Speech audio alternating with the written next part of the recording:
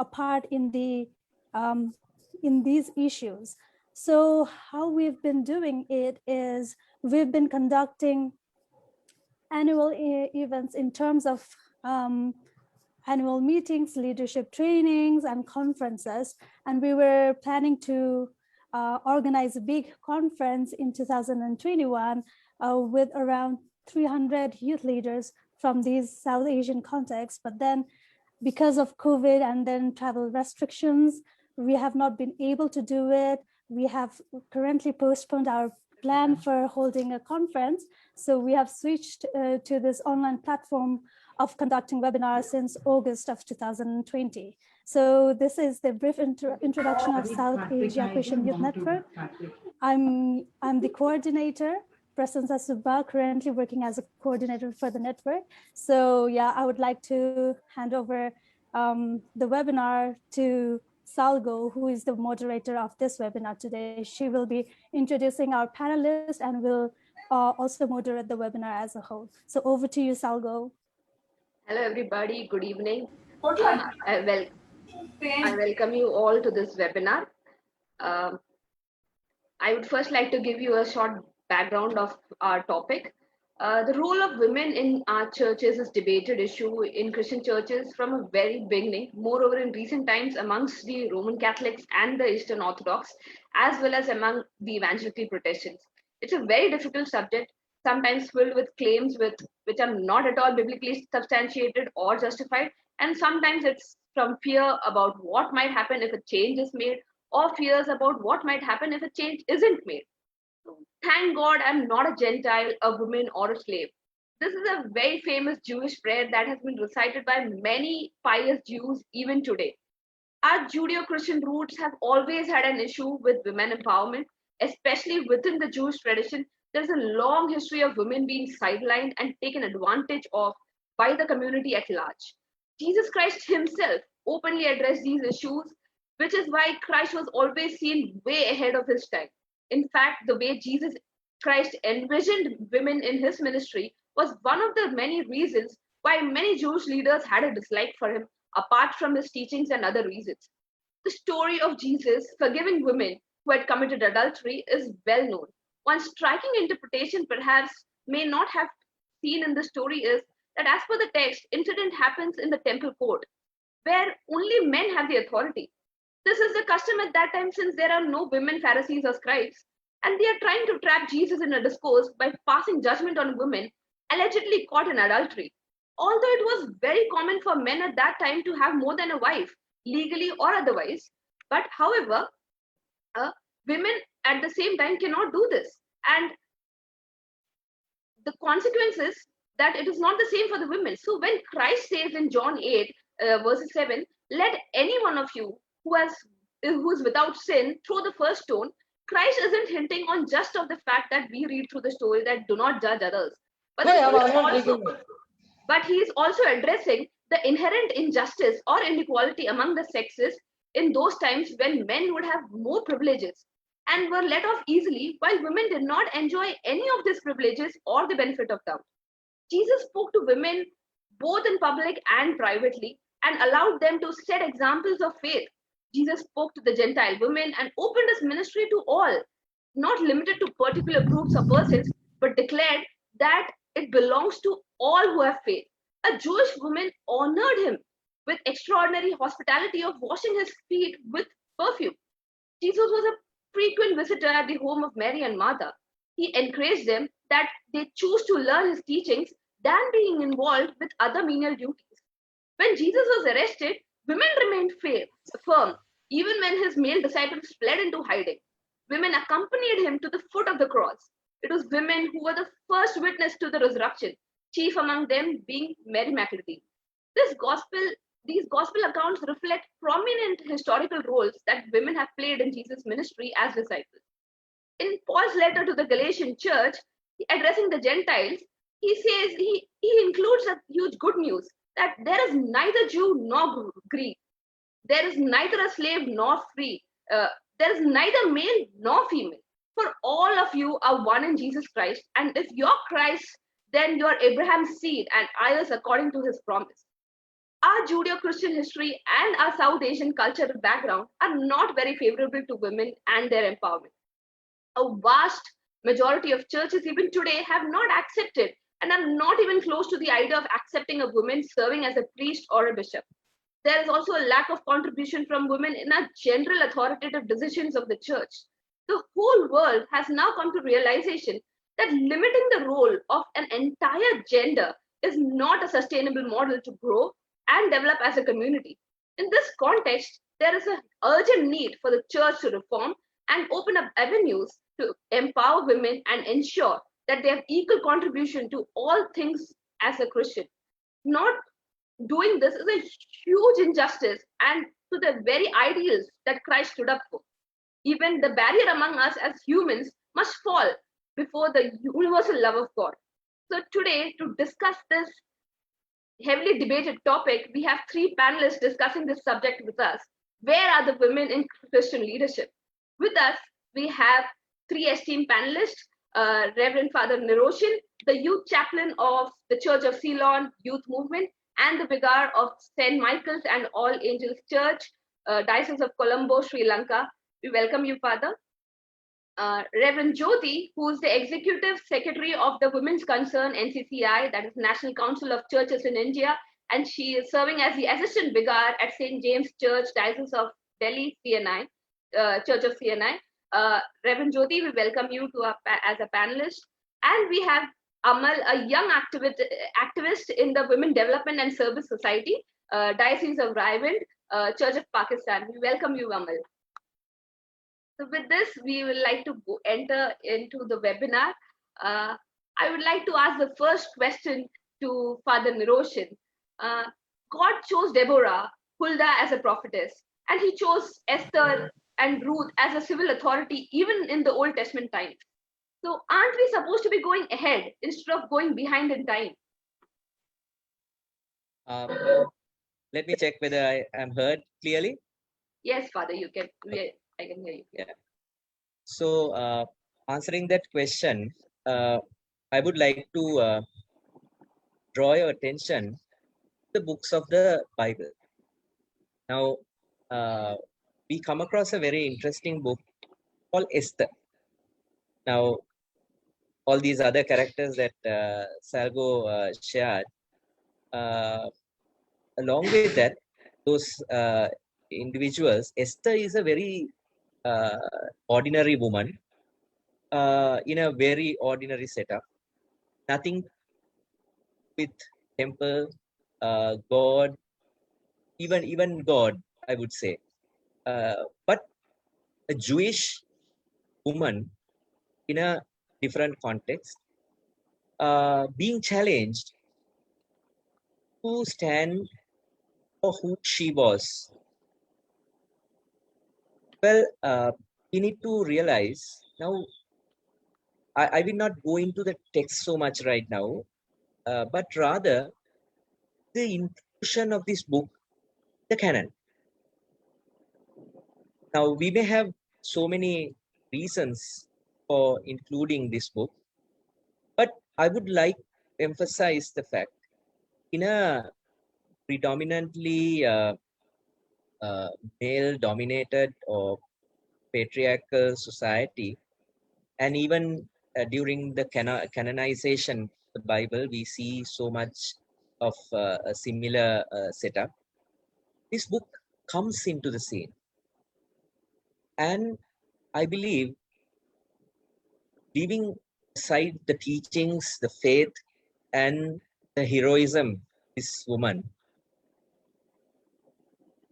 the feminine character of this woman is emphasized in this book. It's not just another hero or some important person in Jewish history, but a woman doing a very prominent task in the in the history of Judaism and amongst the Jews, history of Jews, being brought out in this story, was identified as an important person at that time.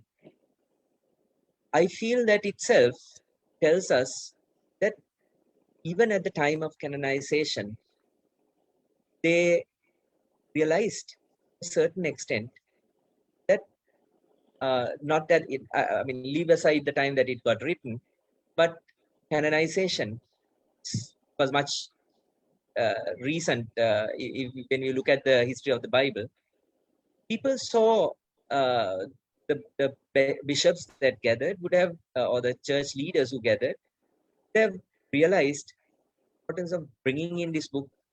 And even I don't want to judge history, but woman was brought in.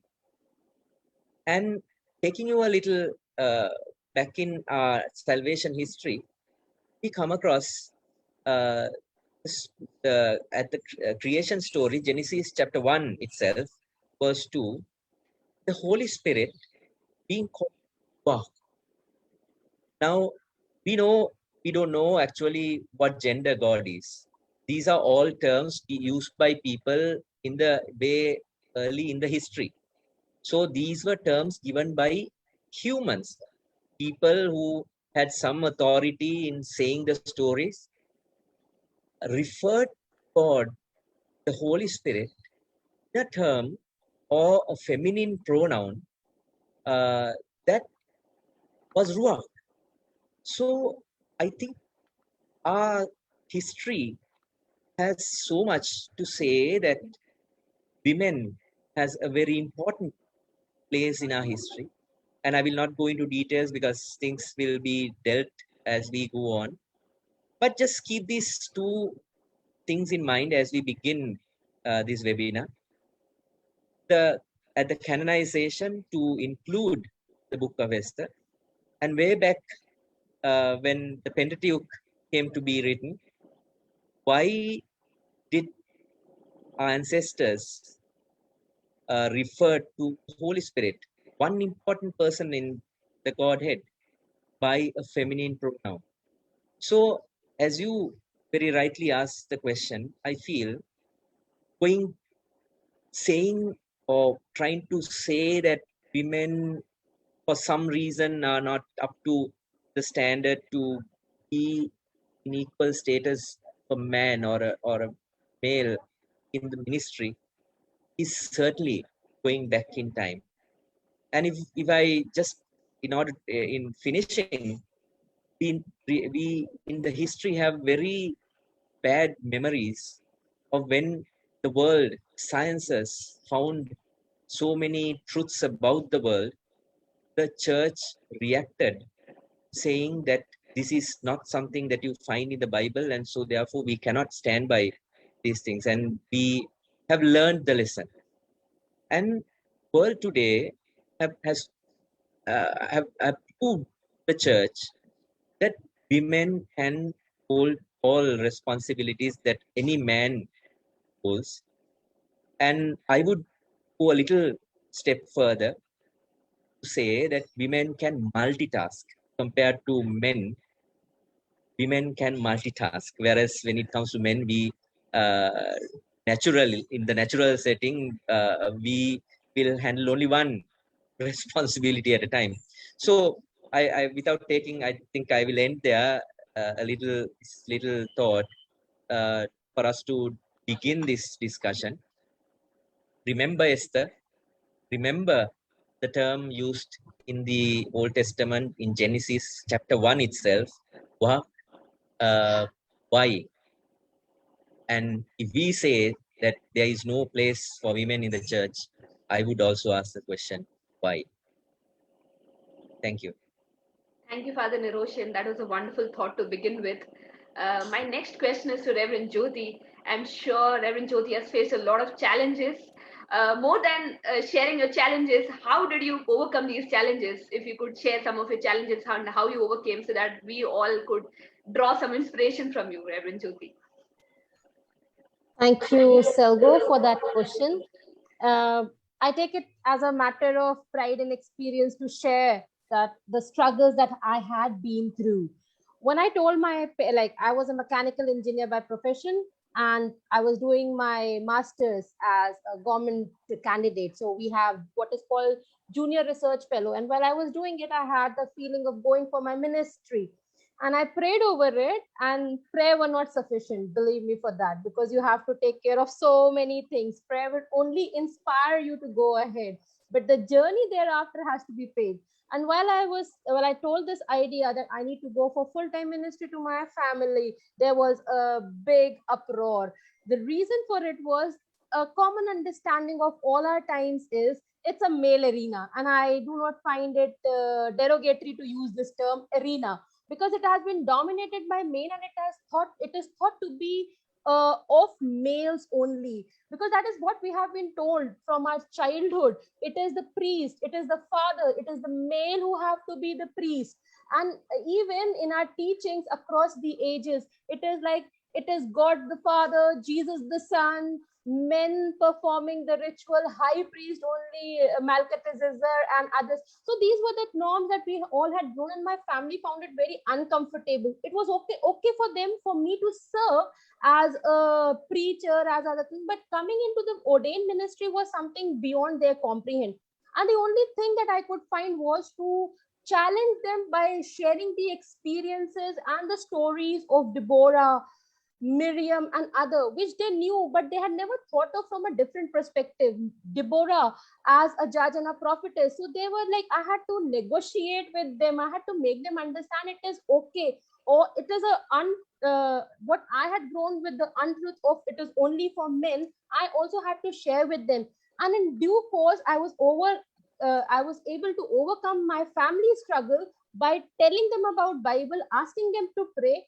But the second challenge was when I had to go for my ministerial interview. Going for my ministerial interview, the only question they asked me, the only question they didn't ask me was, what is your call? Apart from that, there were all sort of questions. Who will marry you? Whom will you get married? How will you do this? What are you going to eat? How are you going to visit people at 12 in the night? And they had all the absurd questions which I have never thought of.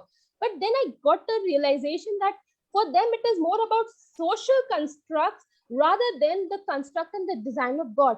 And after a long battle of almost 45 minutes of ministerial uproar and discussion, they said, okay, we will think about sending you. Because the previous women who had been ordained was 22 years before me. And after that, there was a gap.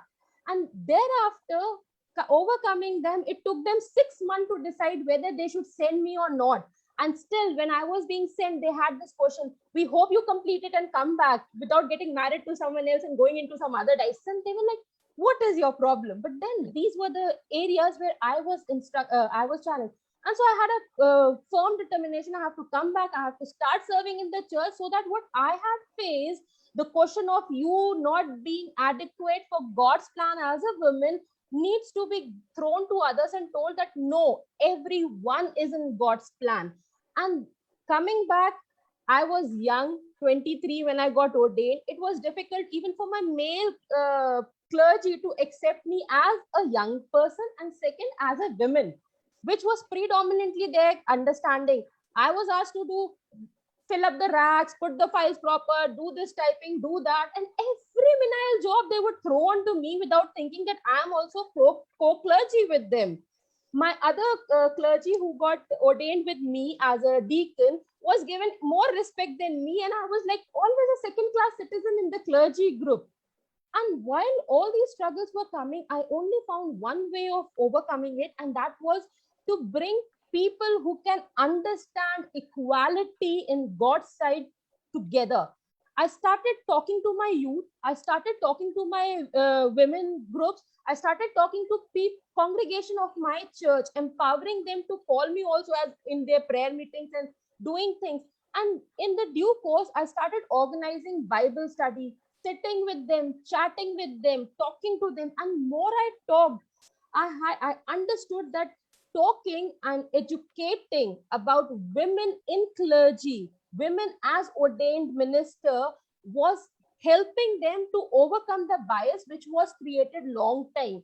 There were groups, there were segments who would accept, who would not accept. And finally, there were ends where I had to really come very strong and say to them, if you have a problem, go to my bishop. When they were really not breaking and trying to understand, that was the only option I had. But then slowly and gradually I realized, if I want a place as an ordained woman, I have to create space for other women also to come to the power where they can speak at the altar, where they can do Bible study, where they can do preaching. I went to many of the churches where women were not allowed to preach, where women would not come to the lectern. And that is how it all went through.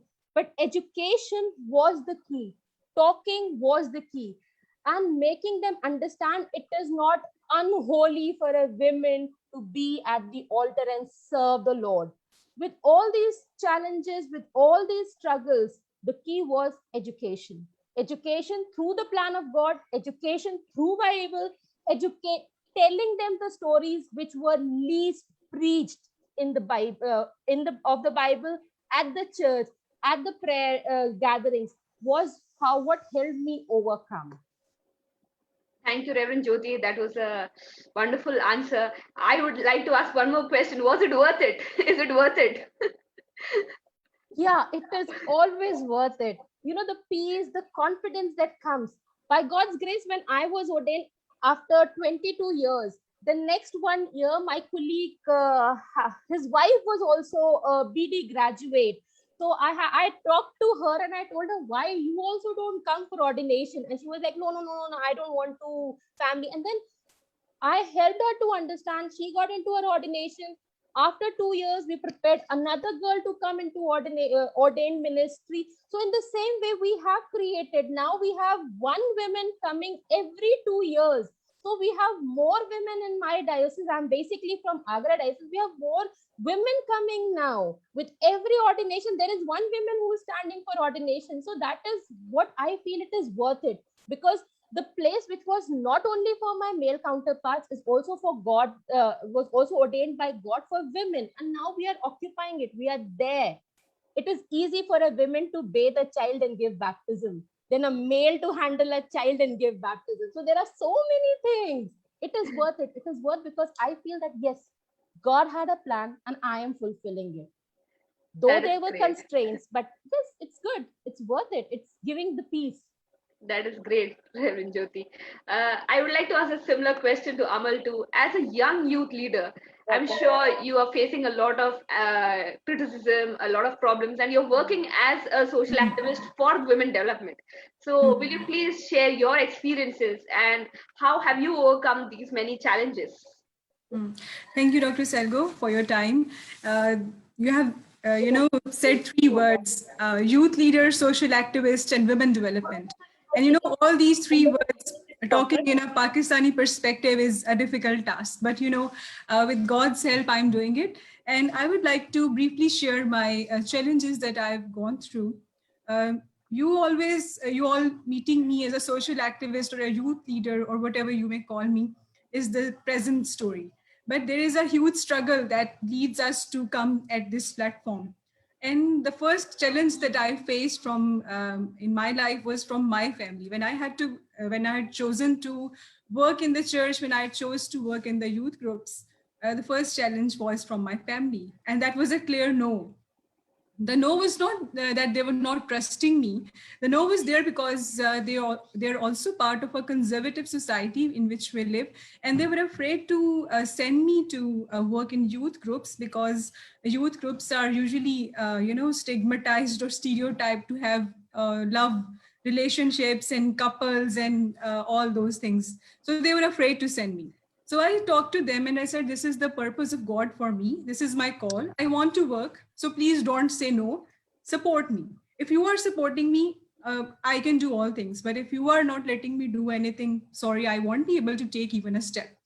So then when I started to work in the youth group, that was another big story, that there were other challenges because there were so many CCTV cameras always looking at you. And so I was in the center, family was here, the youth group I was working in was here, and the society was there around me like a surveillance camera, always looking at you, judging you, what you are doing, what you are wearing, who you are talking to, who you are laughing with. So, they always love to make stories. And so I had to overcome that as well. And after for 2 years, since last 2 years, I'm working in the in the diocese at the women development in our women department of the diocese. And when I went to the community interaction, I engaged with the community. I went to local churches, local parishes.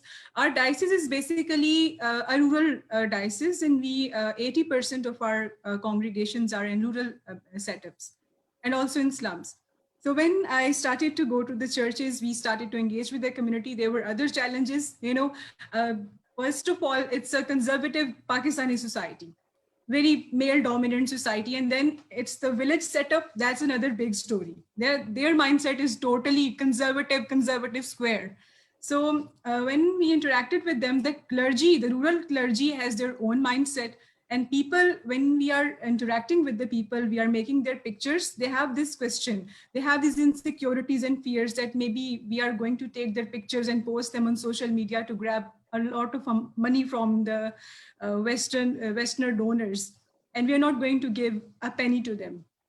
So you have to build a trust with the community, and it's not easy to building trust with the community, especially when you are working in the church. So it's a difficult task. And so also what we did that when we went to the community, we saw that young girls and women in the community, they are not allowed to go out without the support or with unless a male member, a brother or a father is not with them.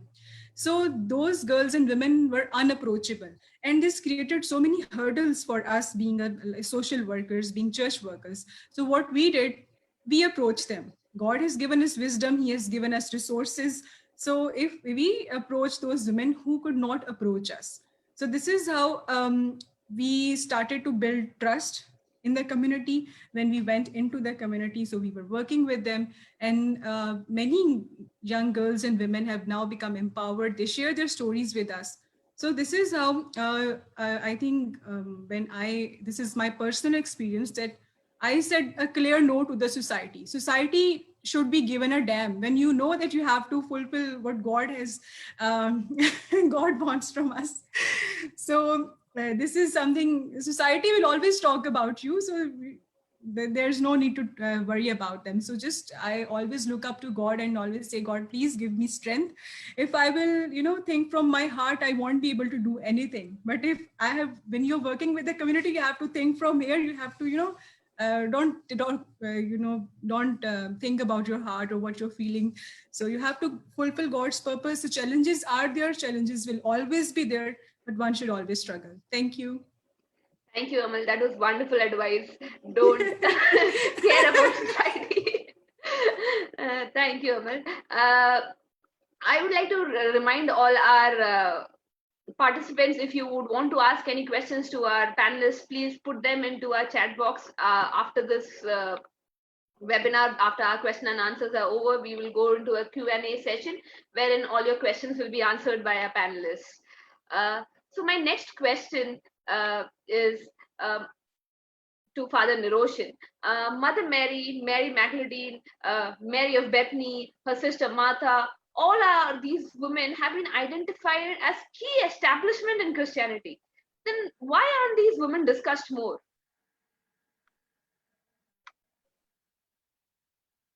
Father Niroshan, you're mute.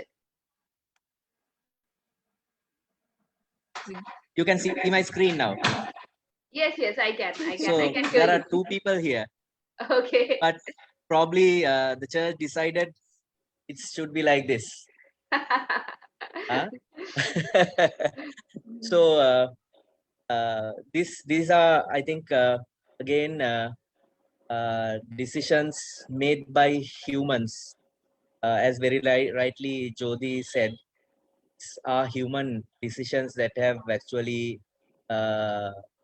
taken the woman out of the picture and given prominence to the male character, because at that time, as I said earlier also, it was predominantly male dominated society.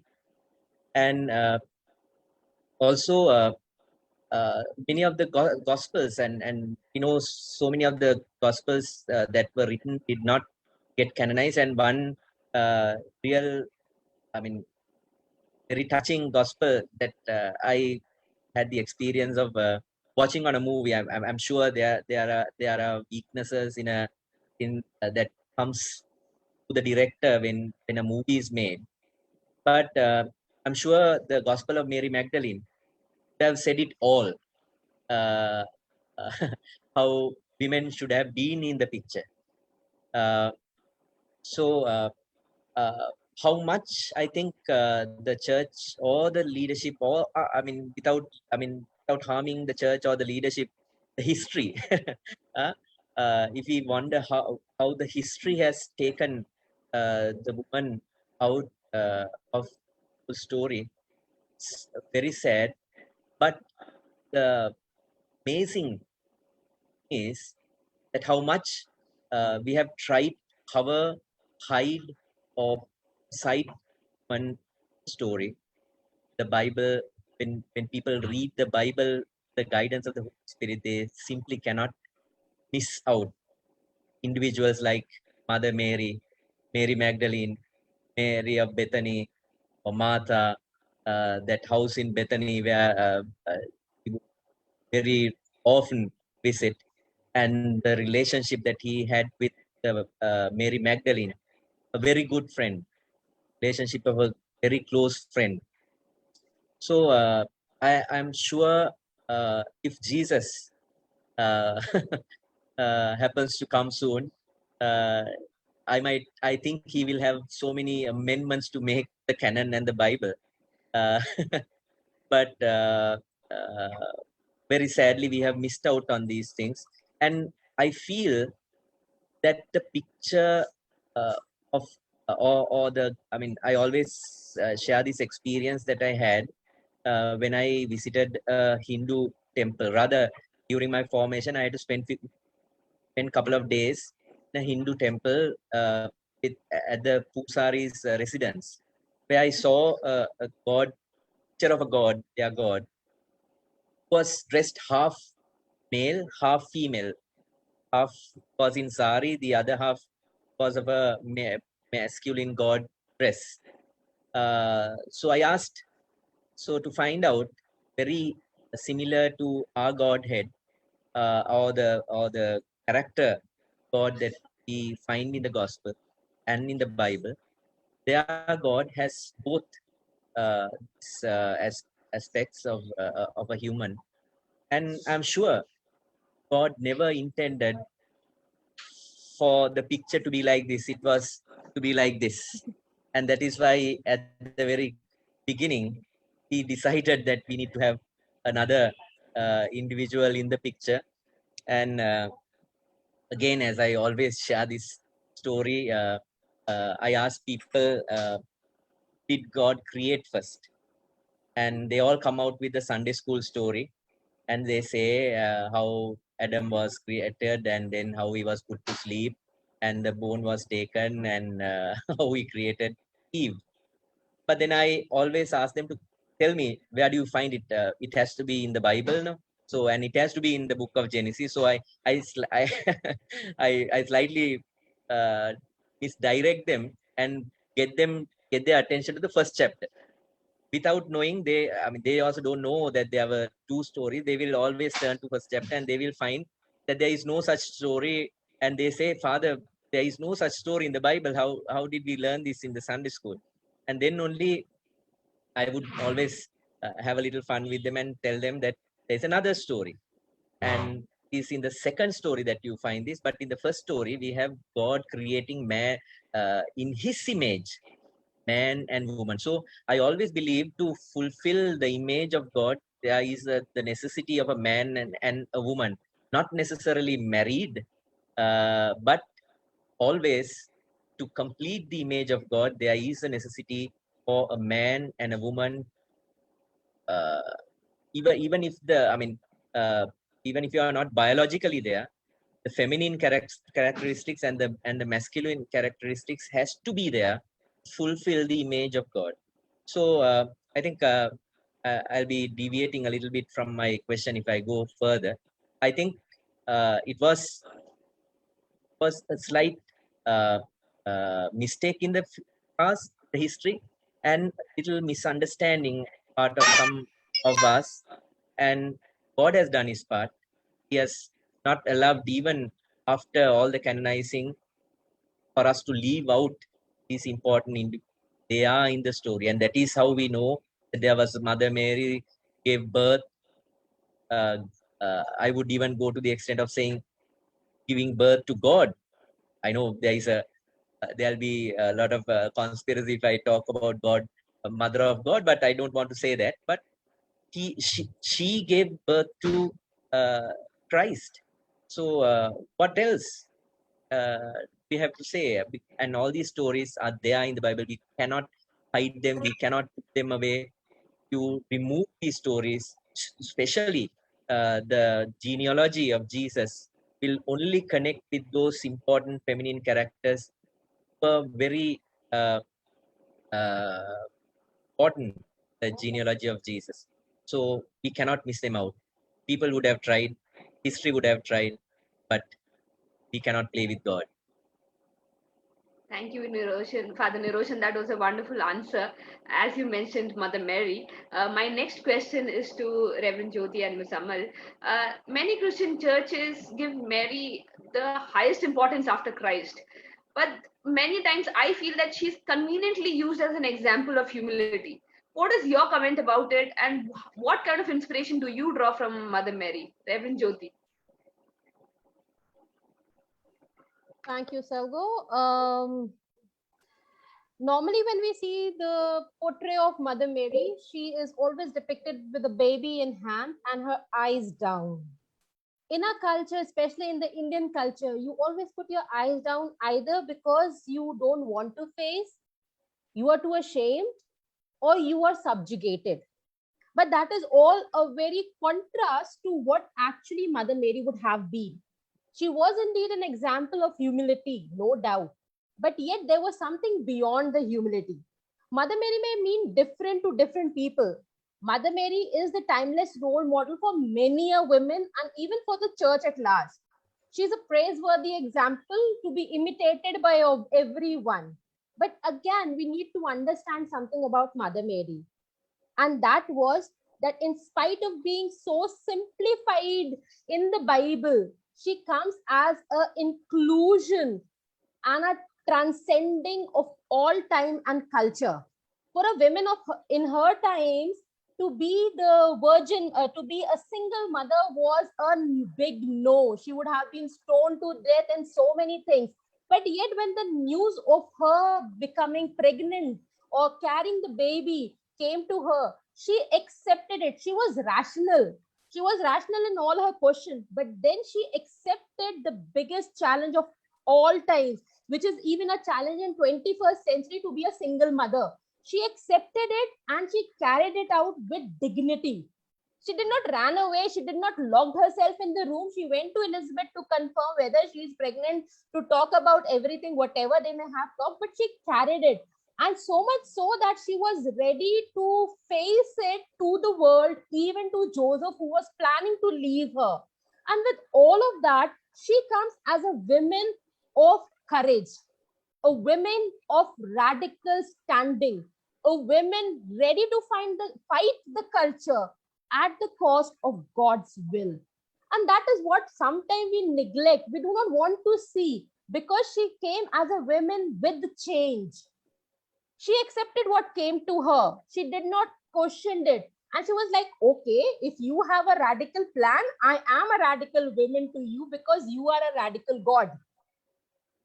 Sometimes when we look at Mother Mary, we also need to rephrase what is written in a conversation between a woman and a God. Oh, I am your lowly servant. I am your lowly servant, and I'm ready to face the world in my loneliness, because only you are with me, and I do not give as Amal said, I do not give a damn to it. So that's okay. We need to look at the strength of Mary becoming a single mother at the time where her life was at stake. A woman carrying a child for 9 months, who would have been stereotyped, stigmatized, labeled, not accepted by her family, was about to be divorced, but yet she stood for her spirituality and her relationship with God. She did not stood with the culture. And that is what time and again you and I and all the youth, all the men and women need to understand that our God is beyond culture. Our God is the one who has his own culture, a culture of holiness, a culture of justice, a culture of inclusion. And that is what you we need to take it, that she was a woman of full potential. She was a woman who dedicated and obeyed to the plan of God, which seemed to be radical and impossible. And if we start taking that courage from her, she would become a role model for all women, all time, as she has been. Beyond her humility, today, every one of us need to look at her as a woman of substance, a woman of courage, a woman of strength, a woman of God who did not compromise to what the culture of the world will say. I hope that answers. Thank you, Reverend Jyoti. That was a wonderful answer. Mother Mary, not just humble, but the transcending radical women. Amal, what are your thoughts about this? How do you take inspiration from Mother Mary? Mother Mary is my day to day inspiration because I always quote her words, "May it be unto me according to your word," in my everyday prayer. And she's my role model. I always follow her every time. And I would like to here talk about Mother Mary's humbleness is okay. Yes, she was a humble lady, and we follow that. But there are other things that we often overlook. And the first attribute that I would like to talk about is confidence. She was a confident lady. Look, like she was a very young girl, but she was so confident and knowledgeable that she is questioning the angel. Like, who questions the angel? Like, how can it be since I know no man? See, this is a very big question that she's asking the angel about. And so when she accepts God's plan, because God is going to fulfill a very big plan from her womb, and she is obediently obeying to the word of God. She is, putting herself in hands of God to fulfill his great mission for this humankind. And so she is on the risk of being persecuted. Even if today, if a woman is found pregnant before her marriage, she is on a very big risk. And just imagine the time when Jews had to, they could have stoned her to death, but she was obedient, and she said that I may it be unto me according to your word. And then we all also look at how God aligned Joseph's heart with his plan, because Mother Mary obeyed God, and Joseph was thinking of leaving her. But God, put this in Joseph's heart as well, that this is not. This is God's plan, which I'm going to fulfill from Mother Mary. And then all the way she went to Bethlehem with Joseph in the time of her pregnancy. She might have so many pains, and she might have been weak, all those things, but she was there with Joseph, with her husband, and they went to Bethlehem, and in a very crucial and vulnerable unhygienic condition she gave birth to a baby. And in all these things, we look at five attributes that I always look at: her confidence, her knowledge, her strength, her confidence and obedience, and all these things. So all these things were with Mother Mary, and these all attributes are a role model and guide to all the women in the 21st century to follow. And I think we all just not look at Mother Mary being a humble person. That's very important and a big thing, but we also need to understand all the attributes she had. So that's what I would say.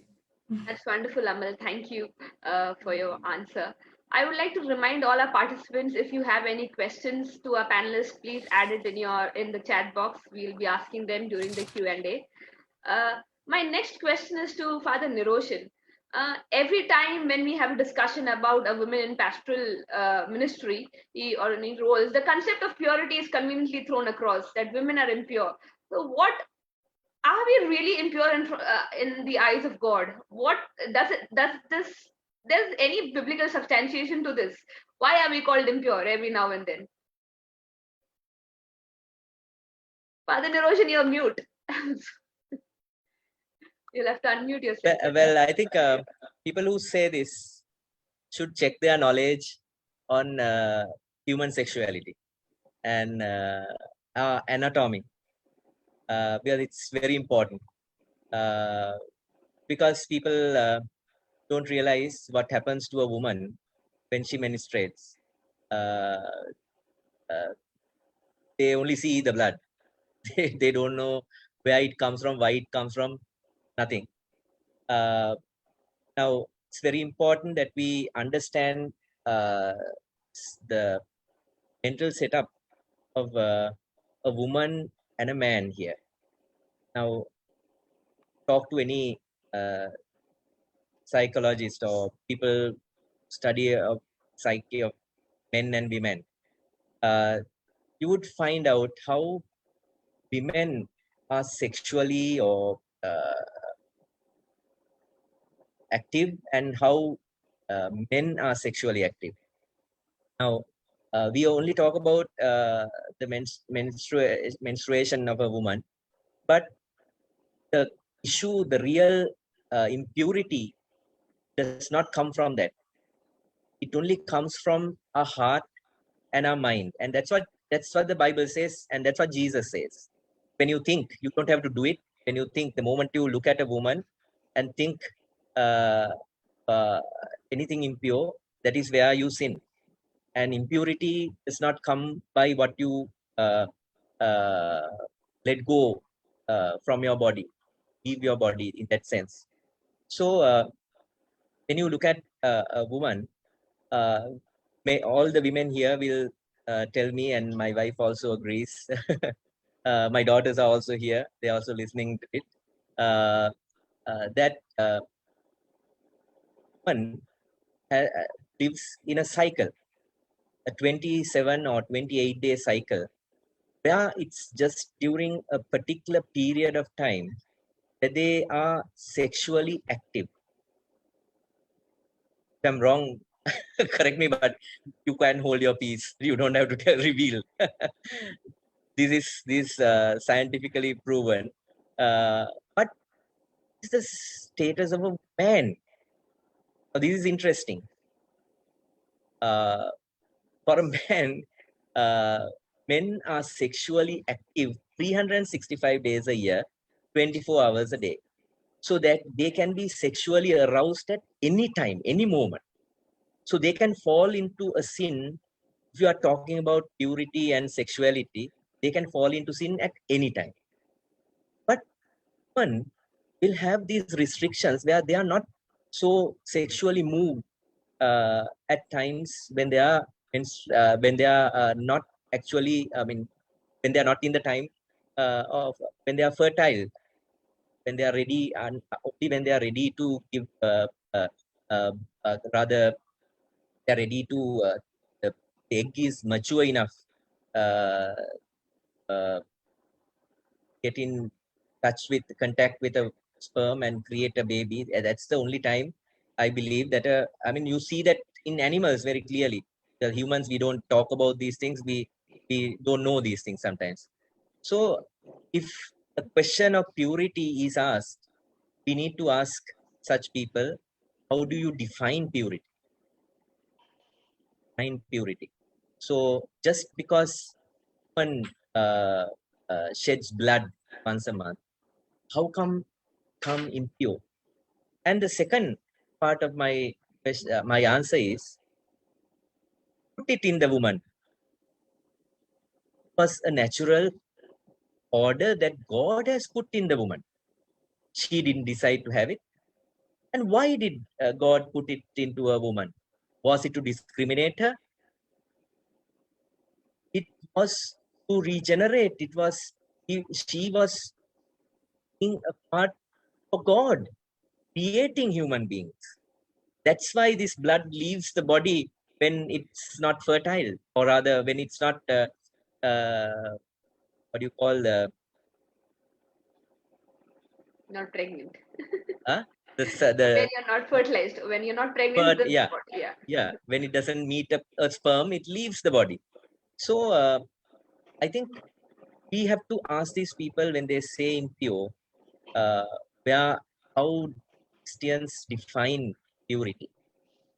Is it somewhere in your body? And if you look at Jesus's teachings, he very clearly said, when the Pharisees asked about the disciples not washing their hands, he was very clear. So pureness does not come from our bodies, it comes from our hearts, and it comes from our inner person. So we need to be very clear about these things when we talk about these things, rather than just think things that, again, like Reverend Jyoti earlier said, social construct. These are things that society has taught us. It's not what God has taught us. What God has taught us is that God has created a man and he has created a woman, and these people will come together, create, regenerate, produce. So this is what we know from the Bible. Nothing bad about the blood. Just because they didn't have the science knowledge of science to know what happens to a woman, they bring in this. But for other reasons, theologians here can say so many reasons why it was done. But we need to face the facts. I hope I answered your question. Yes, Father Roshan, that was wonderful. Thanks a lot. I think it might have cleared a lot of minds today that women are not impure at all. We are beautiful creations from God. My next question is to Reverend Jyoti, and this is also coming back to you, Father Niroshan. Are women called for church leadership? And what is the biblical vision for women? Do women have a call? Father Niroshan, would you like to go ahead first? I would like Reverend Jyoti to begin. I would start from where Reverend just ended. When God created humanity, he created male and a female, and he created both of them in his own image.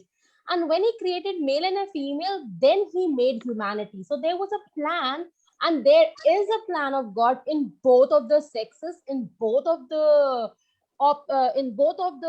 sects of world, male and female. If it was only for male, then God would have just had males and left the creation story there itself.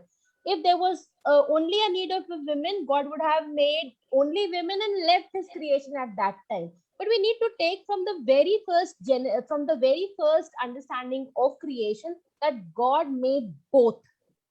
So when you talk about God making both and Bible starting from humanity as male and a female in his image, then we need to open ourselves to this understanding of, is Bible do Bible have a vision for women? If Bible didn't had a vision, then they would not have started from this story. And as Reverend Father Niroshan has already said, that how hard the patriarchal culture tried to stop women from being included into biblical writing. They couldn't do it because that was not the plan of God.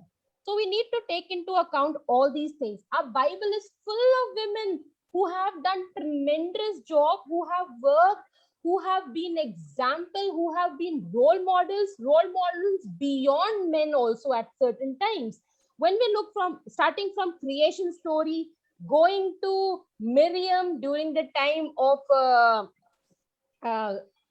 Exodus event, Sarah, Deborah, Jerusalem's daughter, in First Samuel, seeking the right of property from Moses of their father.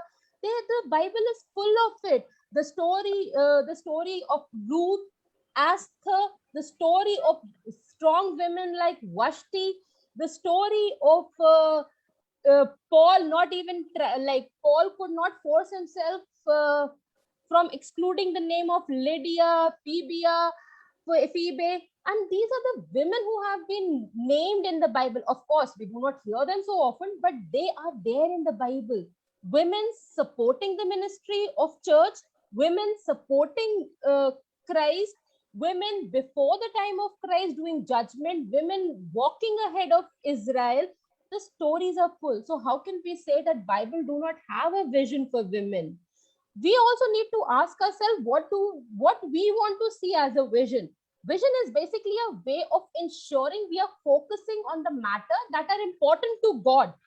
And for God, women into the leadership, women into ministry, women taking leadership position is a plan of Him. So we cannot exclude those things. And Bible time and again is full of it.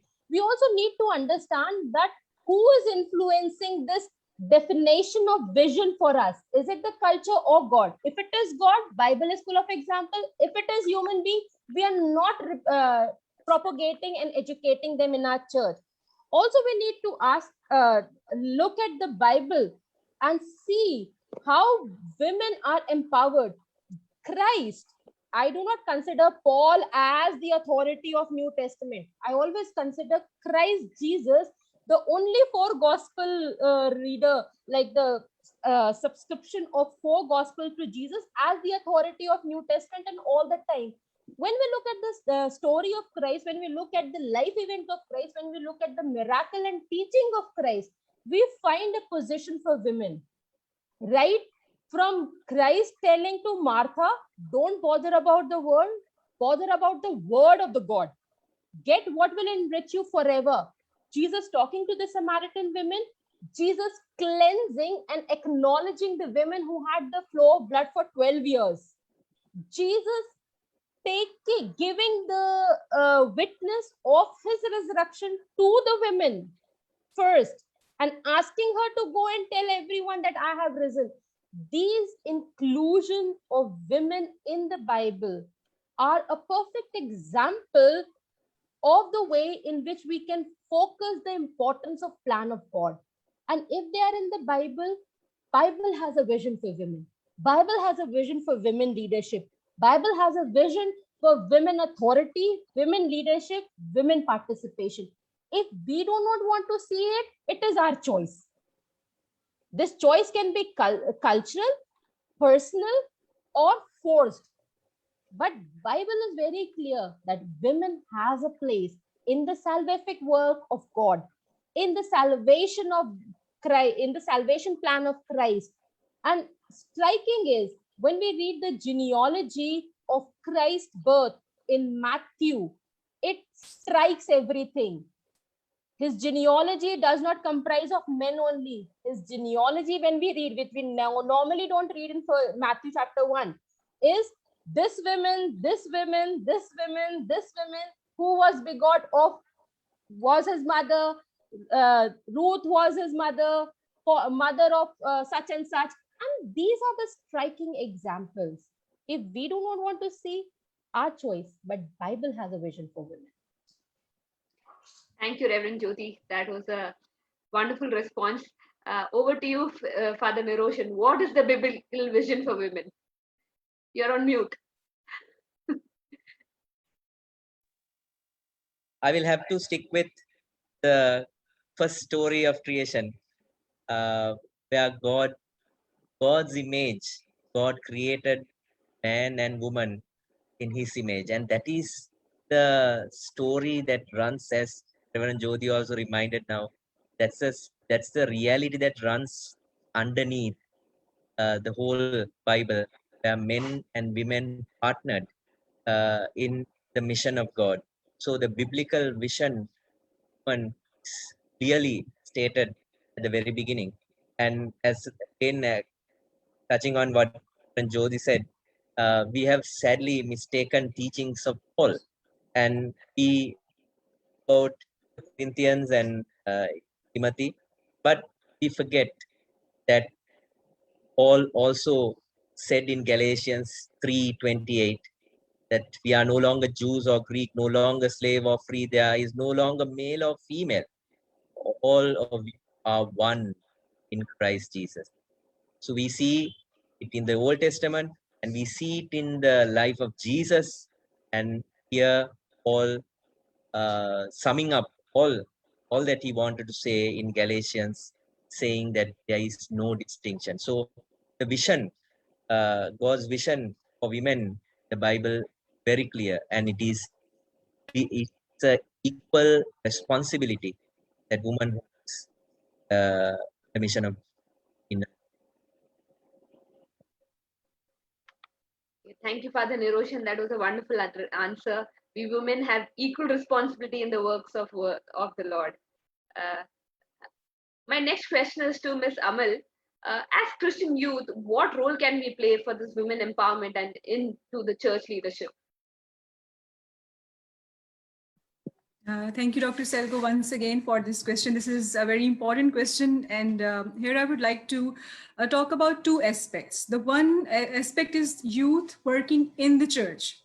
And then I will talk about youth working in a organizational setup, either that be diocese or any other faith-based community. So first of all, I would like to say that there are some examples my mother usually quotes about my grandmother and all other women like her working in the church in like 50 years back. They loved to be subordinates in the church. They wanted to do all the activities of the church. They cleaned the church. They were making food for the pastors and doing everything, but they never thought of preaching in the church. The issue that we always in Pakistan we face about the women ordination issue. That's the very big question, why women are not ordained in the Church of Pakistan. So I would like to here talk about women leadership. I have seen so many questions as well about the women in the leadership in the chat box. So I would like to answer that we first have to do some homework in the church. Since I live in a Pakistani society, and Pakistani society is no different than other South Asian countries, we are a very male dominant society. And when we are talking about youth, youth is so energetic and we are wanting to do something for the church. And church is a platform that may be helpful to empower the youth. And I would like to here first say that as youth, we need to educate ourselves. There are many youth members in our church. I work in the youth, I talk to them, I have daily conversations with them. And there are so many questions that our youth are unable to answer when non-Christians are asking so many questions. So our young generation doesn't know about them. So I think when we will first educate ourselves, we need to grow ourselves spiritually. And so also I would like to here quote the weaknesses of our girls, especially in the church.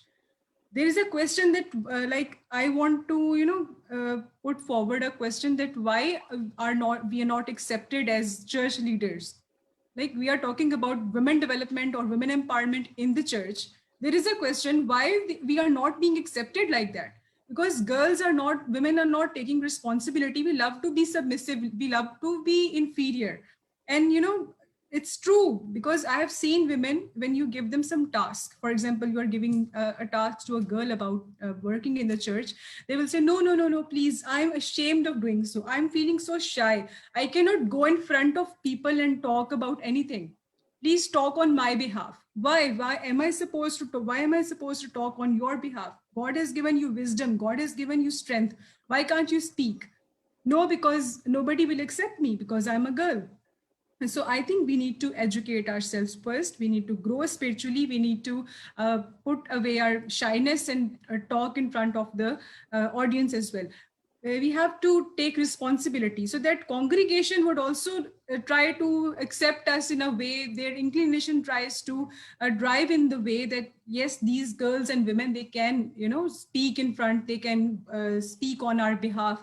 So we have to do some homework just before we give leadership to the church. So also when we are also, I would ask all our male members who are with us this evening that please encourage each other. If you see women in your church, they want to speak about something, they want to talk about something, please try to encourage each other. Don't discriminate that you are a girl, you cannot speak in the vicinity of the church, you cannot speak. So I think we need to encourage ourselves. And when we form a very good core team of youth, we can organize different seminars in our church, different, or workshops or seminars in our churches. We can invite women from different areas and we give lead to the women of the church.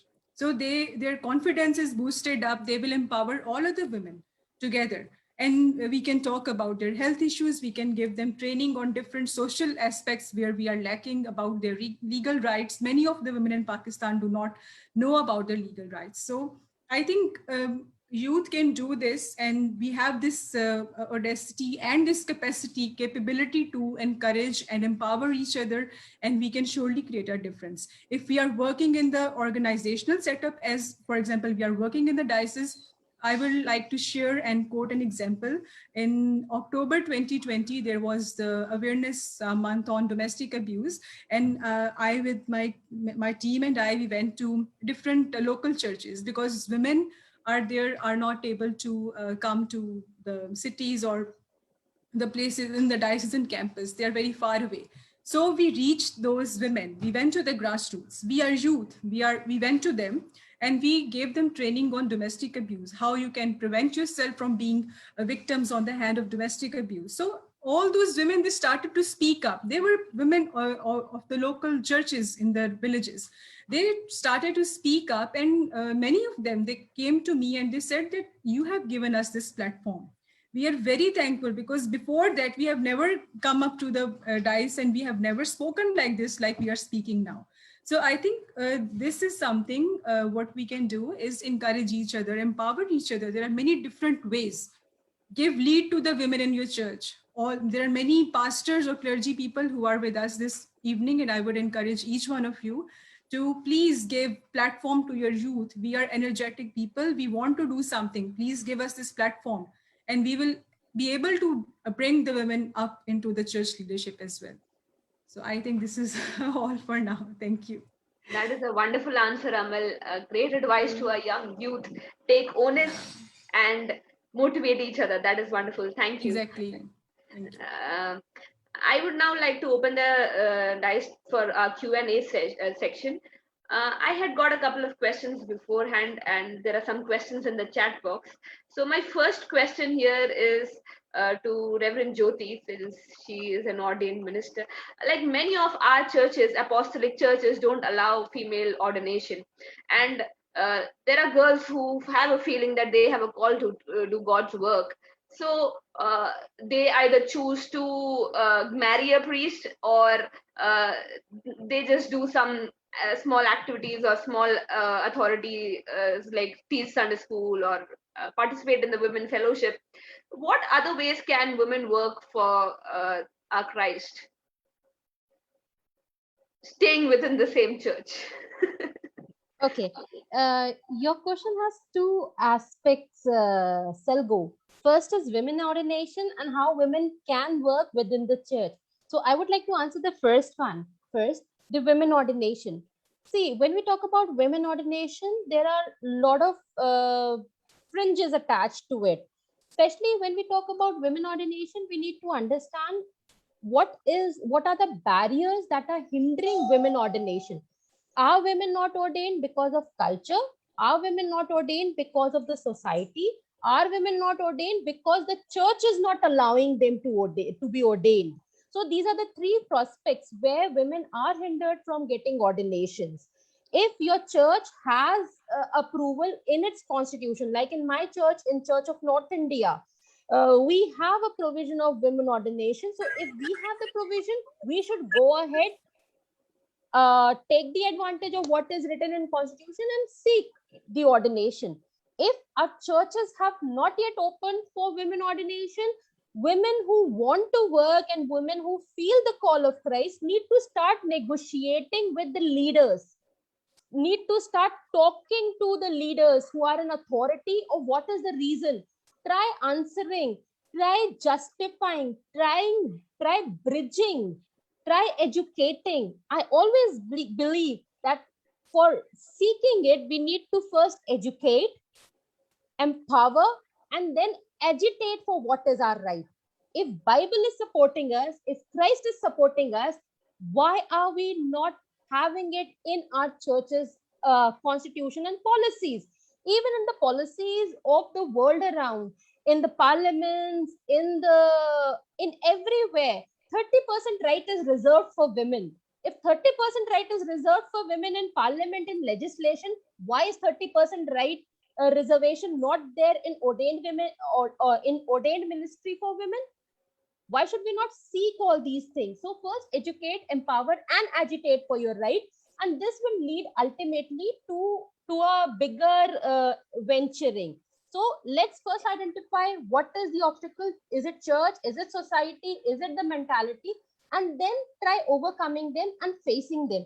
Second thing is, when women are called, go ahead for your theological education. When women today can go for engineering, they can go for doctoral studies, they can go for army, they can go for navy, they can go for parliamentarians. Why can't women go for theological education is a question you and I need to ask. Why are we not going is a different question. We can deal, youth can deal with it later on. But let us go, let us empower our girls to go for it. There are scholarships across the world. If you go for like, if you cannot afford it, seek the sponsorship from various organizations which are ready to educate women for theology. Educate yourself, do all the homework that is required, equip yourself and go ahead for it. And those women who do not want to challenge the society and the norms of the society and you want to still work, please remember, you cannot sail on two boats. You cannot please God and man together. So either you please God and do the ministry with all fears, with all strength, with all courage, or you subdue. And if you want to subdue, there are a lot of things that you can do. You can go and become a traditional Sunday school worker and teach them the story of creation, as Reverend Father Niroshan has also told, that telling the story of creation of Adam and from the rib women, or be empowered to tell the story of creation of humanity as equal in the image of God as man and women. So there are a lot of avenues. Second question to you, second question of yours, you can become a preacher, you can become a counselor, you can become a Sunday school teacher, you can become a decision maker by seeking for the election in your pastoral committees. We have pastoral committees. I hope all of you have it. There are places like there is a seat reserved for women, there's a seat reserved for youth. Fight for those places, enter into the decision making committees of the church and speak for the cause of equality. And that is how you can participate. But make sure, start doing it. I hope that answers. That is wonderful, Reverend Jyoti. Thank you. In the chat box, we have a few questions. Asir has asked two questions. I believe both of these questions are now answered by our panelists. Our next question is from Reena. How do you actually get women into positions of real authority and influence within the church and Christian organization, and not just as tokenism? Father Niroshan, if you'd like to shed some light on this. You're mute. Sarga, could you kindly repeat that question, please? How do you actually get women into real positions of real authority and influence within the church and Christian organization, and not just for tokenism? Yeah, so sometimes we are quite happy, like Amal said, the women are very active in the church. They make tea, they clean the place for you, and they wash the church linen, and they look after everything. But I think as clergy and people who have some sort of authority should take a stance and make sure that you use the women in that congregation in as much as you use men in your congregation. And I don't see how anyone could, especially when it comes to worship, taking important parts, even up to preaching. Because if you don't have a woman priest, you will not be able to get them into serving. But then we have this, I mean, when it comes to serving sanctuary, we can always have girls being coming servers. So I think be a little tough task if you don't have been already involved in your ministry or in your church, but we need to be at it. There has to be we have to be determined that we just cannot do without. We cannot just leave them out, and and that fact that we will be just showing part of God if we men are going to do the task. People will not see God in his fullness. Women are not there in the picture. Thank you, Father, for that answer. My next question is to Reverend Jyoti. Since we're talking about creation, God created man out of dust and he created women out of a man's rib. Why? And why he did not use the same procedure for man and women? And what is the reason behind this? Selgo, I think Father has been trying to answer it for us from the very starting of this webinar about the two creation narratives. And I think that is quite very understood. I don't know about the same substance, but if I go rationally, he needed some place to put the ribs. Even if he used the rib, then he had used the same dust. The thing is, how do we take these two creation stories? There's a very beautiful writing. You can find light everywhere. There's a very beautiful poem which says, I was not created from the bone of the feet so I could be stumbled on. I was not created from the bone of the head where I could sit on the head. I was created from the rib, which means I am by your side equally. So this is a positive version of being created from the rib. But I would go to what Father was saying. We need to read the Bible in a much better, clear way. And I think Father would like to answer that also on my behalf. Father, would you like to add on? If I may add something to that. Now, we believe that humans were created by dust, and when they die, they go back to dust. Am I correct there? Yes. Do women become men once they die? No. That is lovely. So, Father, if you could go on, since we are discussing Paul, one of the questions is, can we really ignore Paul and his teachings when he claimed to be called directly by Jesus? The first part was not very clear, Selgo. Can we really ignore Paul and his teachings? Some of his letters, like to the Corinthians and to the Timothy, why are we ignoring them right now? We are not ignoring. We are not putting any word, even an iota, out of the Bible. I have to make myself very clear. I'm not trying to take an iota out of the Bible. No, I would urge the readers of the Bible to read it in its context, please. Don't read it out of context. Don't read all your thoughts into the Bible. Don't try to find answers in the Bible. People always are fond of saying the Bible has answers for all your problems. Yeah, it has, but unless you take it in the context, you will find all sorts of answers that you might even endure life. So please read the Bible in its context, and you will find what Paul has been trying to say when he spoke to the women. I don't think I have time to explain, go into details on that. But maybe we could have some other time. I'm not the best person to elaborate on Paul's teachings. We can actually get a New Testament scholar and organize some other thing, discussion webinar. I'm sure we'll be able to get a good insight Paul's writings and why he said all these things. Thank you, Reverend Niroshan. Our next question is to Reverend Jyoti. COVID-19 and health crisis has left women once again as a victimized community due to the surge in domestic violence. How can we empower communities to combat domestic violence?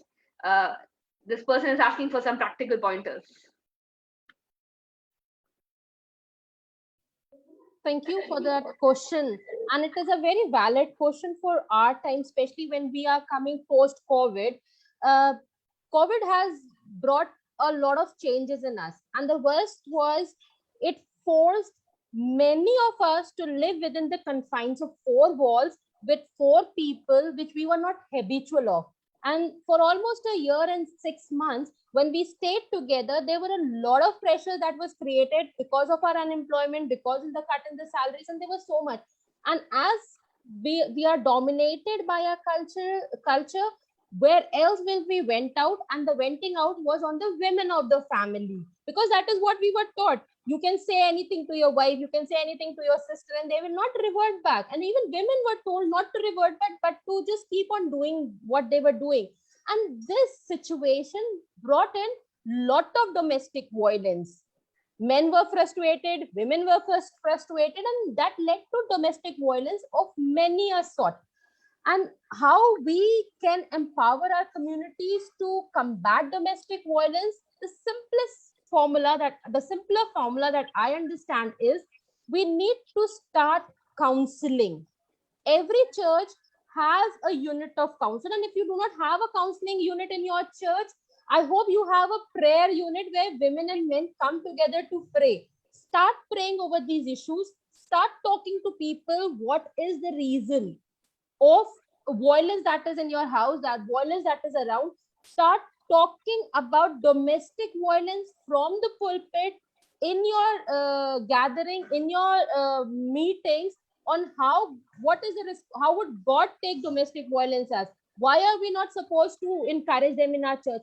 So by counseling, talking about domestic violence openly, and start to address this issue could take us to combat them.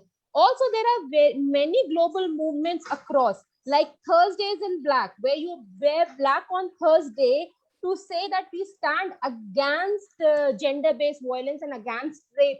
Be a part of this movement and start educating your children, especially your young boys, your teenager boys, your sons, about equality, because if they learn it from this age, they would be able to take it.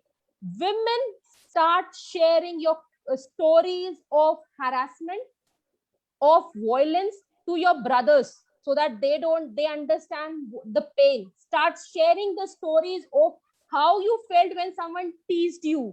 Start sharing the story of how it felt to be a maid of the house 24 hours, cooking, how exhausted you were, with your brothers, with your siblings, with your young male members of their family. Let them understand the pathos of it, so that they start understanding, and they stand with you when there is a situation of gender-based violence. Don't teach your daughters to be domesticated.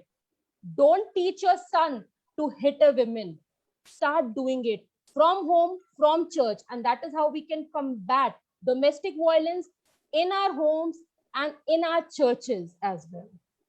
Thank you, Reverend Jyoti. Would Amal want to add anything to this, since even you're working in that women development part? Yes, definitely. The most part has been said by Reverend Jyoti. But when I was doing the domestic abuse seminars, I was putting an emphasis on marital rapes. This is something which we do not talk about. And there were husband and wives in the seminars as well. And I pondered this question onto them, that when there is your wife is not giving her consent, you cannot become intimate with her. Because in South Asian, men think that we have wife, this is our right to do. You cannot stop us, and many women in I won't say rural or urban. It's not about the rural or urban. It's about it's a bedroom story of a male and a female, and you cannot force yourself on your wife if she's not willing to.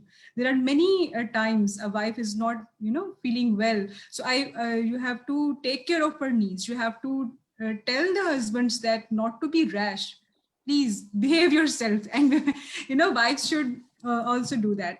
But this is something I was talking about to the husbands and wives during our seminars. Also, we provided this awareness to females, young girls, that if you are looking at some of the aspects of, girls are usually manipulated on the name of love very much. And so men try to, become so rightful on a woman once she's your partner, or she's in a relationship with you. So they try to manipulate. In Pakistan, many girls are manipulated on the name of love. They are being raped, they are murdered. And we are telling our Christian girls, especially in our churches, to, don't get manipulated. And if someone is trying to abuse you, we provided them helpline numbers to immediately call those helpline numbers. Talk to someone in your family, talk to someone nearby who you trust. And also, if anyone sees there is a domestic abuse case in your surroundings, do not hesitate to talk to the victim, because that person might need you. And why don't we approach these victims? Why don't we approach people in our surroundings who are facing some sort of abuse? Because You always say, this is not our concern. This is your concern. This is high time that we need to understand. This is our concern. A person living next door is our concern. He or she is our responsibility. So we also provided them a safe plan while I was giving seminars, that you should have all, you should keep record, you should recognize that you are being abused, because abuse is something which we do not recognize that we are being abused. This is the biggest flaw, I would say. We always say that, no, it's okay, someone has verbally abused me, it's okay. No, words do hurt you. They hurt you very deep inside. You can forget someone who has punched you, but you cannot forget something someone has said to you. That is also abuse. So first we have to recognize, then we have to respond. We have to talk to someone who we trust. And if you are helping a victim to overcome that, you have to take that victim into confidence, that I'm not going to shatter your trust on me. I'm trying to help you out. And then you have to refer to that person. There was this 4 R's approach I always use in my domestic abuse seminars. So that is to recognize, to respond, refer, and to keep record. That these are the 4 R's approach. So you have to respond, you have to be confident, you have to take the person into confidence that I'm not going to betray you. So the person will tell you what he or she is facing. Abuse is not just faced by females, but also males as well. So then you have to refer that victim to a police station or someone nearby, a helpline, so that they will help you. And also you have to keep records. These are very practical examples that I'm sharing. We have to keep record, because first of all, these cases are not reported because nobody takes them. Nobody takes your story of your home or your bedroom story to the police station. They are, in our South Asian countries, they say, this is your concern, please go home and deal with each other. So these are the things we overlook, but this is high time that we do not need to overlook, but try to overcome these challenges. I hope I answered. Thank you. Yeah, thanks a lot, Amal. I hope Hassan is satisfied with these answers. Asir has asked a question where he's asking that how can we hold our leaders accountable so that they have enough leadership space for women, and shouldn't it be built into our systems of governance? So, like Reverend Jyoti said, 30% is the minimum requirement. How can we hold our leaders accountable? If Father Niroshan could shed some light. Well, we need to annually we have our reporting, our councils, the clergy meet and the dioceses meet. They have to give, people should talk about this aspect. Be maintained, and if it is not maintained, why? You have to ask these questions. And as Reverend Jyoti said, we have to have some system, like wearing black on a Thursday, remind us that these needs to be maintained. We cannot simply ignore and say that there is no need. One has asked for ordination. We don't need. We don't have to push them into ministry. These are easy things that people come out with. But if we are determined that we need to maintain these stances that the church has taken, and that will assure us, and annual, different ways of reporting and being accountable at certain forums will keep our leadership on the check. Thank you, Father Niroshan. Reverend Jyoti, I think people are still not clear about what St. Paul was saying. If you could shed some light, head of every man is Christ and head of a woman is a man. Was Paul contradicting the equality? Uh, I think Father Niroshan has been answering it for a long time. Either we're not paying attention to what he's saying or we are still stuck up. See, our problem is we want to read Bible verses, only a section of it that is serving our personal purpose. And we pick up something out and use it out of the context. Why was Paul talking to Corinthians about who is the head, and why do we stop at women, male being the head of the women? Why don't we complete the entire verse, which also says that Christ is the head of every male, and be as Christ in selflessly giving yourself. Why do we break verses for our convenience? This is our problem. We take things out of the context and then want to use them. We do not want to read the entire text. We used to pick up a slot which serves our purpose and do away with it. It is important now to start rereading the Bible from our context, from the context it was written, for the purpose it was written. Don't try to manipulate the verses. This is what even Satan did when he was tempting Christ. He went to Christ and said, if you are the Son of God, whatever you say will happen. And then Christ says, I know you know the Bible verse. I also know the Bible verse. And we should not be, blaspheming and using the word of the Lord for our own purposes.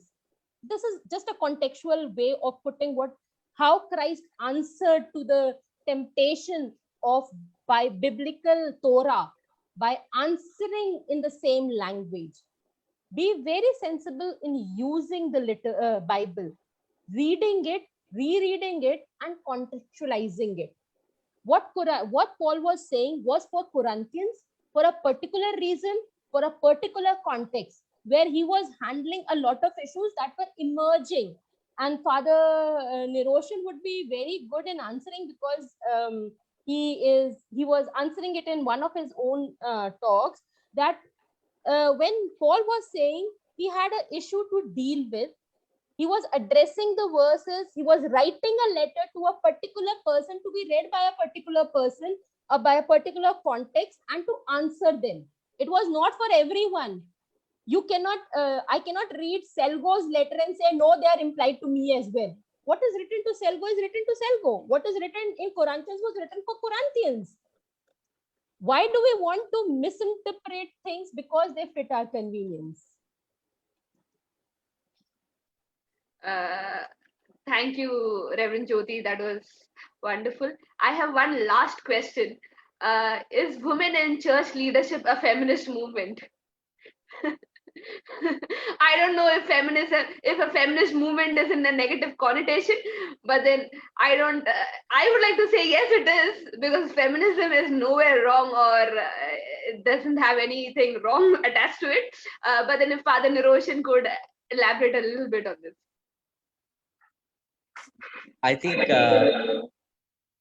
as much as the certain findings, as I said earlier, in the sciences reminded us that we need to look at the scriptures in depth. I think feminism reminded the church that we need to read and, as you said, reread the text again to find out what it really means. So I wouldn't be astonished if things like this turn in such as that, because when people are not heard, they become movement, they react, and it can go into different levels how they make themselves heard. So if the church doesn't hear the women enough, I'm sure it might become a feminist movement. And also, as Salgo says, there's nothing wrong in feminist movements. Thank you, Father Niroshan. Would you want to add anything to this? No, I think some experienced people have already answered that, but I would just say that yes, that is true. When we are not heard, we speak up. And like Reverend Jyoti said before, that we need to agitate if we are not given our rights. And I think, yes, that is true. But feminism, as Dr. Selgo is saying, not in the negative sense. Definitely, feminism is not negative. We have actually made it negative. We are having this women march nowadays in Pakistan. From last 3 years, we are having this women march. And when on the 8th of March, women come up with so many negative slogans that we want rights of, freedom rights and all the things. And their rights are totally different what actually feminist rights are. So I think this is not negative. feminism is not bad, but in church, if someone is raising points on church leadership, this is not wrong. This is something that we need to address, because women are speaking because they want their rights to not to be violated, but to be fulfilled. Thank you, Amal. Would last words from Reverend Jyoti. After this, we're ending the Q&A. Yeah. See, quite very simply, feminism is about all genders having equal right and opportunity.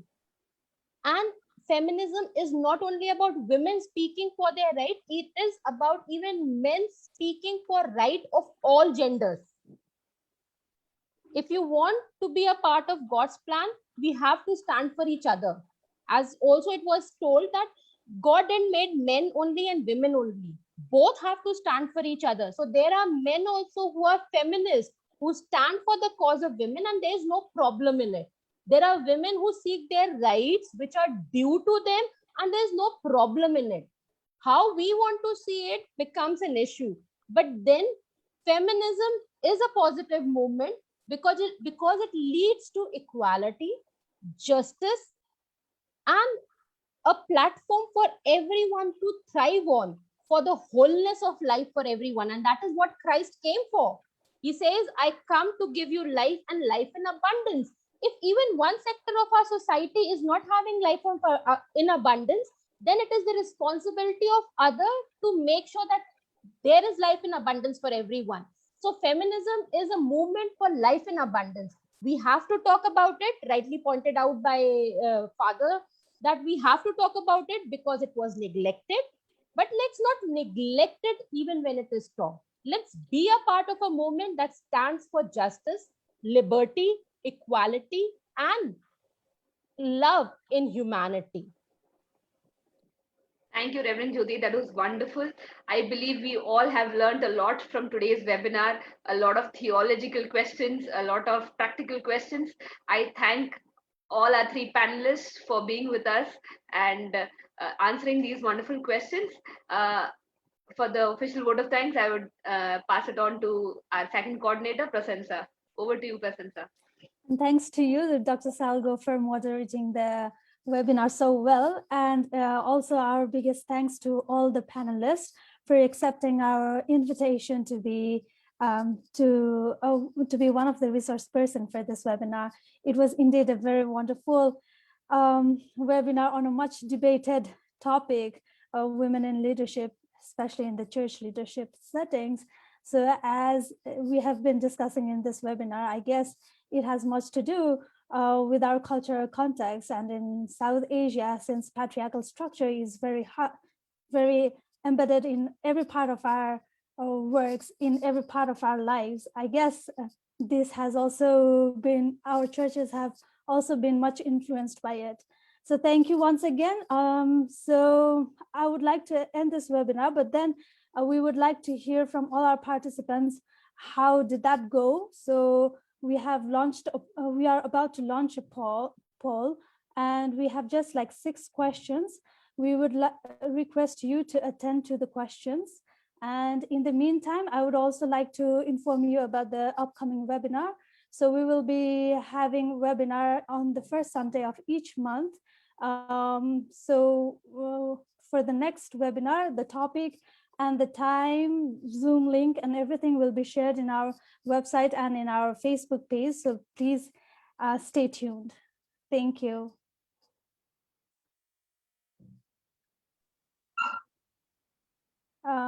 Yes, with the poll, I would be running it for 1 minute more, and then we will end the webinar. In the meantime, if anyone would like to give the final thoughts, you can turn on your mic and then go ahead.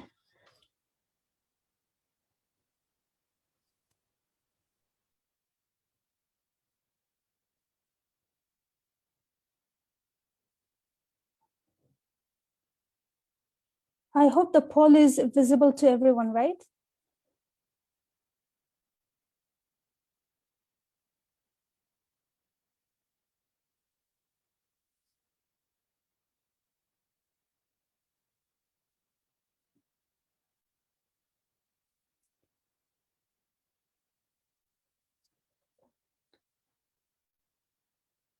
So thank you everyone for attending the questions as well. We will see you next month.